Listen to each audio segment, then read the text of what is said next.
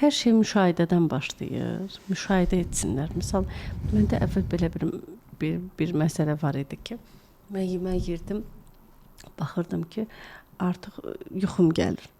Yatmaq istəyirəm. Mən sonra bir deməli mayasız çörək almağa başladım. Bizim evin yanımızda var. Onunla yedim. Misal, mən çörək çox da yeyən deyildim. Misal, adi çörəkdə də belə deyim ki, 2 dilim yeyirdimsə, dilimi də mən nazik kəsən adamam.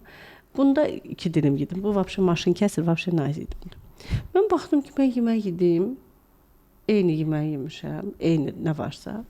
Və mən yaxşıyam, mən heç də yuxum gəlmir. Gümrah hiss edirəm özümü. Daha sonra müşahidə edirəm ki, nəylə nə yeyəndə necə oluram. Bildiniz necə? Orada onu müşahidə edirəm. İndi nə edirəm? İndi ürəyim istəyən bəzi deyim ki, şirniyyatdır, nə bilim, yeməkdir. Bilirəm ki, artıq mənə bu ağırlıq verir, doğru.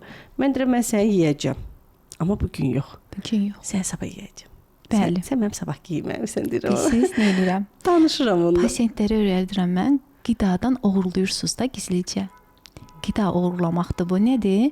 Sən artıq bir gün limitini qoymusan, axı nə yeyəcəksən, öyrətmişəm. Sevdiyin qidanı da əlavə eləyəcəksən. Amma üst-üstə yemə də.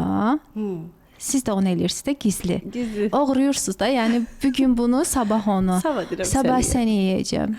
Sir budur da elə. Sir bunu bacarmalıyıq da biz. Biz bunu bacaranda qadağa həmişə qalacaqsan. Bayaqlarım elə sizin sözünüzə əsasən hazırlıq gəlmir. Bura hazırlıqda həyat yoldaşı qadına qaçış aparatı alıb hədiyyə verib. Bəlkə o qadın baxacaq indi.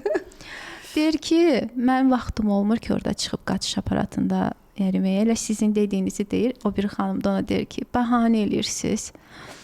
Qaçış aparatının tərəfdarıyam. Xeyr, tərəfdarı deyiləm. Niyə görə? Çünki orada sənin bədəninlə hərəkət eləmədiyinə görə tendonlar zədələnə bilər. Amma sən təbii yürüşündə öz zehninlə, öz bədəninlə yürüş elirsən. Yəni belə bir pasiyent də gəlmişdi, zədələnmişdi mənə, tendonu zədələnmişdi.